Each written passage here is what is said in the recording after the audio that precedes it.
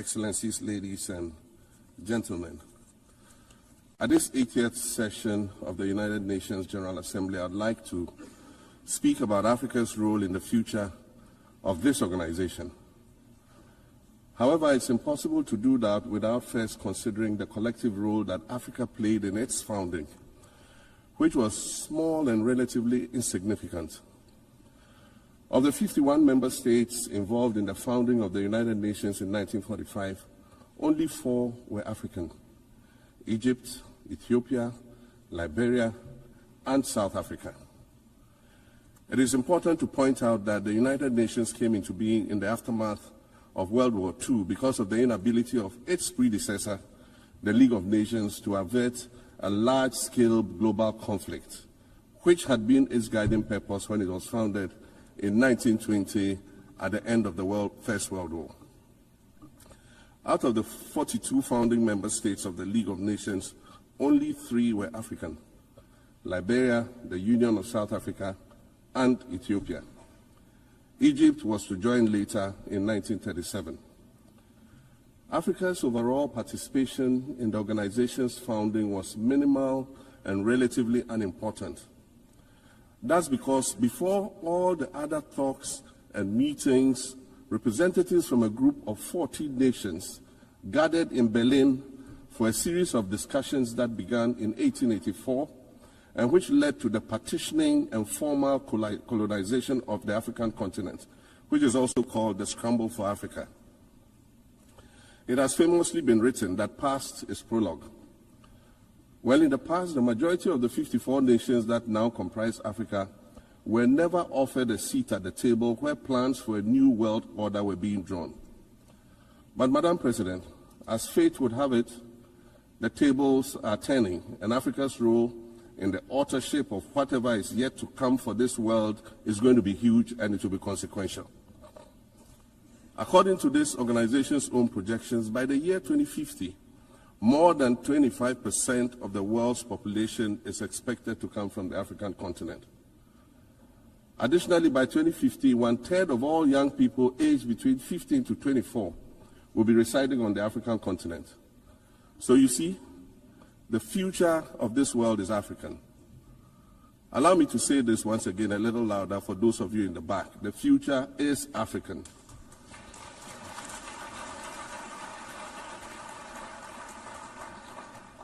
Already today, Africa is a catalyst for human potential and development, as well as for economic reform and ecological stability. Africa is a catalyst for systemic change. If this reality, which is fact-based and straightforward, seems provocative or unsettling, perhaps it's because you are viewing it through the lens of centuries of filters, colonialism and imperialism, and the resulting implicit bias. Maybe you are unaware of the resilience of African nations or their remarkable ability to make a strong comeback just when you think it's safe to count them out. That is what is happening right now in my own country, Ghana. Our constitution limits leaders to 2 4-year terms. In January, I was sworn in for a second term, which, let me point out, was non-consecutive with my first term. Our currency, the Ghana cedi, was rapidly depreciating, faced with rising inflation, a huge debt burden, and low morale amongst our citizens. My new administration settled down quickly and embarked on an ambitious program of comprehensive transformation designed to restructure Ghana's economic foundation and enhance our competitive standing globally. We refer to this process of recalibration as our reset agenda. In just 8 months, we have achieved significant reduction in inflation from 23.8% in December 2024 to 11.5% in August 2025, restoring price stability for our citizens. Additionally, our currency, the Ghana cedi, has appreciated considerably against other currencies, with Bloomberg reporting it as the best performing currency in the world at one point. Our improved sovereign credit rating reflects increasing investor confidence in our economy. And our 24-hour economy initiative promises to transform our economy. And there's a renewed willingness amongst our people to trust that their elected officials have Ghana's interests at heart and that we're progressing together. Madam President, I believe that in honor of this milestone celebration, the United Nations should also embark on a process of serious recalibration and establish its own reset agenda.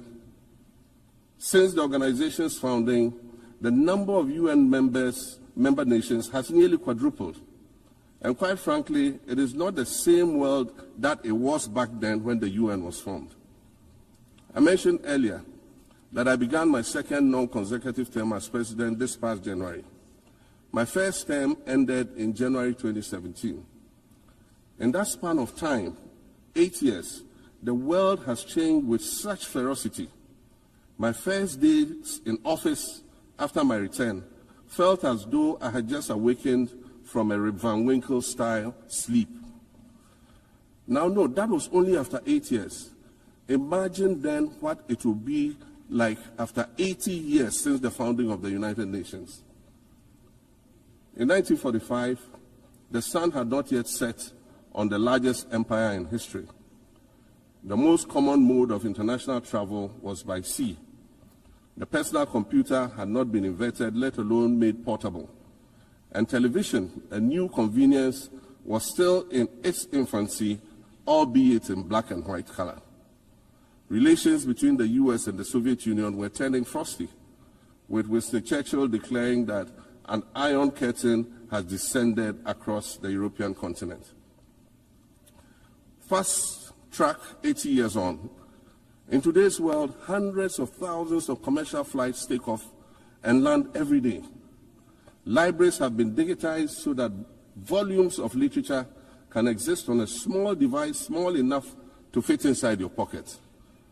We live in a world of cryptocurrency, artificial intelligence, social media, the internet and its dark hidden dungeon of the dark web, all of which carry a potential threat to global peace and security. Climate change is real, and we're fighting a losing battle against the loss of Maldives and other island nations to the rising sea level, against the loss of Timbuktu to desertification and the Amazon forest to global warming and deforestation. Madam President, the UN Founding Charter is outdated when it comes to representation in this August Assembly. The most powerful post-World War II nations are still being rewarded with an almost totalitarian guardianship over the rest of the world. And yet, the first sentence in Chapter 2, Article 1 of the UN Charter declares that the organization is based on the principle of sovereign equality of all its members. If this were true, and was the case, a continent as large as Africa, with its numerous UN member states, would have at least one permanent seat on the Security Council. And he said, the United Nations has to reassess its role, redefine its profile, and reshape its structures. It should truly reflect the diversity of our universe and ensure equity among the nations in the exercise of power within the system of international relations in general, and the Security Council in particular. I close quotations. 30 years later, we African leaders are still making the same simple request for a permanent seat on the Security Council with the power of a veto. So today, Madam President, I stand here in this exact spot and ask the world, if not now, then when? We demand not only a reform of the Security Council, but also a reset of the global financial architecture, which is currently rigged against Africa. Africa must have a greater say in the world's multilateral financial institutions. And while I'm making requests, I'd like to call for the removal of the blockade on Cuba. As Dr. Kwame Nkrumah, our nation's founder, famously said, we seek to be friends with all and enemies to none.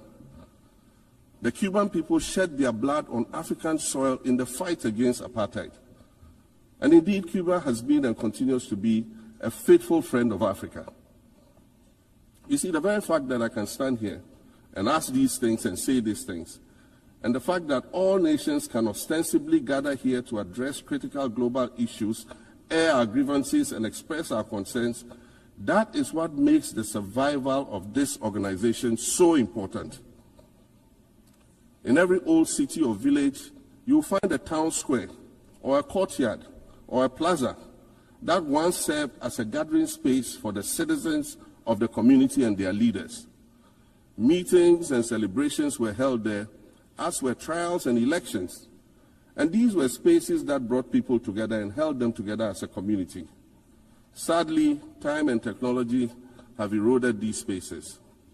Madam President, in many ways, the United Nations is the proverbial town square of our modern global village. And it has never been more critical for us to protect this one space that brings and holds the world nations together as a community. The internet, social media platforms, and artificial intelligence offer us the illusion of connectivity, when in fact what they do is reinforce isolation by using algorithms that ensure that we do not receive new ideas and perspectives, but rather more of the same content. We are served alternative facts and manipulated images, making it easy to disseminate disinformation and sow seeds of division amongst communities. Madam President, these are dangerous times. Our world is currently experiencing a rise in nationalism and economic instability. There's a general breakdown of multilateralism. Various acts of aggression have been committed against the sovereignty of others, and nations are attempting to circumvent the very safeguards that were put in place to prevent large-scale global conflict. These conditions are all too similar to the ones that led to the League of Nations' failure in fulfilling its mandate. The denial of visas to President Abbas and the Palestinian delegation sets a bad precedent and should be deeply worrying to all member nations of the United Nations. Ghana recognized the state of Palestine in 1988 and supported a two-state solution to the conflict since then.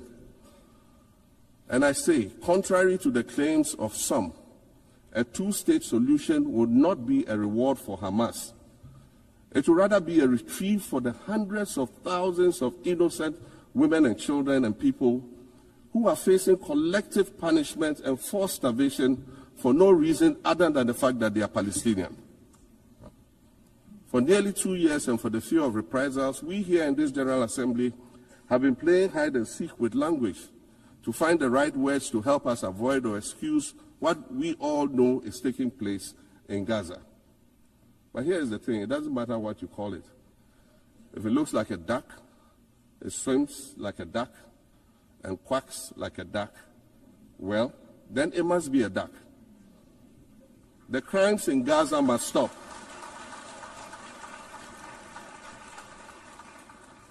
The crimes in Gaza must stop.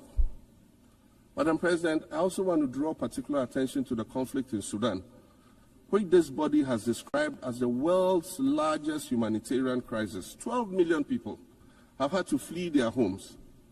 And when we speak of migration, we refer to the 12 million new Sudanese refugees, whom we as a global community should be willing to assist in much the same way that many member nations readily assisted new refugees coming out of Ukraine. Let's dispense with the euphemisms and dog whistles and speak frankly. It is not a mystery that when leaders of Western nations complain of their migration problems, they are often referring to immigrants from the global south. But many of those immigrants are climate refugees. And interestingly, the global north emits 75% more greenhouse gases than the global south. However, the effects of climate change are more severe in the global south because we lack the resources to address them effectively. And so when the desert encroaches on our villages and towns and they become unlivable, we are forced to flee. Warsan Shire, a Somali-born prophet, a Somali-British poet born in Kenya to Somalian refugee parents, was London's first youth poet laureate. She writes in her poem titled Home. And it says, you have to understand that no one puts their children in a boat unless the water is safer than the land. No one bends their palms under trains beneath carriages. No one spends days and ninths in the stomach of a truck feeding on newspaper unless the miles traveled mean something more than just a journey. Madam President, we cannot normalize cruelty. We cannot normalize hatred. We cannot normalize xenophobia and racism.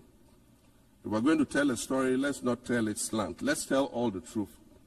When we speak of migrants, we speak of Mami Ewusi Mensah Frimpong, a judge on the U.S. District Court for the Central District of California. She's the first black female judge on any of California's 4 federal district courts.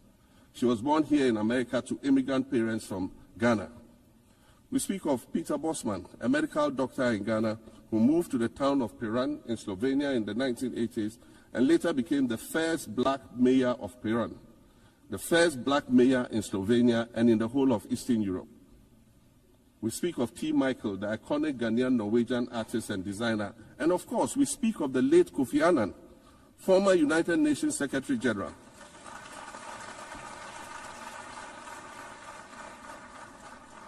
Former United Nations Secretary General and Nobel Peace Prize recipient, who was born in Ghana but spent his adulthood in various places in America and Europe. These are people who have brought great distinction to the countries that they decided to call home. Just as the migrants and the children of migrants before them did, I dare say these are not invaders. These are not criminals. Madam President, the slave trade must be recognized as the greatest crime against humanity. As the African champion on reparations, Ghana intends to introduce a motion in this August body to that effect. More than 12.5 million Africans were forcibly taken against their will and transported to create wealth for the powerful Western nations. We must demand reparations for the enslavement of our people and the colonization of our land that resulted in the theft of our natural resources, as well as the looting of artifacts and other items of cultural heritage that have yet to be returned in total. We recognize the value of our land and the value of our lives, as did our colonizers, as well as the governments that happily paid reparations to former slave owners as compensation for the loss of their property, in quotes, and that property for which they received compensation was paid referred to enslaved people who had been freed. Madam President, an increasingly insecure world is witnessing upward spending on defense budgets of bilateral partners and steep cuts in official development assistance. Since July 2024, it is estimated that there's been a 40% drop in humanitarian aid globally. In this era of global uncertainty, Africa must exercise sovereignty over its natural resources to raise the necessary funds to ensure the well-being of its citizens. The days of parceling out vast concession areas to foreign interests for exploitation must come to an end. We'll continue to welcome foreign investment, but we must negotiate better for a bigger share of the natural resources that belong to us. And we must insist on value addition to these resources. We're tired of the continued image of poverty-stricken, disease-ridden rural communities living at the periphery of huge foreign-controlled natural resource concession areas. We're tired of having people extract the most they can from us and in return offer us the very least by way of respect, consideration, and dignity. We're tired of not being represented in ways that reveal the richness and complexity of our history or acknowledge all that we have overcome to arrive here in this liminal space of untold possibilities. Allow me to echo the Indian-American writer Arundhati Roy, who wrote, "Another world is not only possible, she's on her way. On a quiet day, I can hear her briefing." I want to add that for the sake of Africa, and quite selfishly for the sake of my 18-year-old daughter, I hope that this new world that is arriving is a place of safety and equality for women and girls. To succeed, we must empower everyone, including women and girls, to reach their full potential. In closing, Madam President, I'd like to congratulate you on your election to preside over this historic 80th General Assembly and on being the 5th woman to hold this distinction. I'd also like to congratulate Her Excellency Nana Jane Opoku-Agyeman on being the first woman Vice President of Ghana.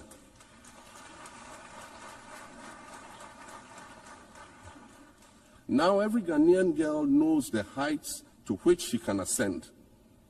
Words matter, but issues of representation matter even more, which is why Ghana looks forward to the appointment of a woman as Secretary General of this organization in the near future. Madam President, Your Excellencies, I thank you for your kind attention.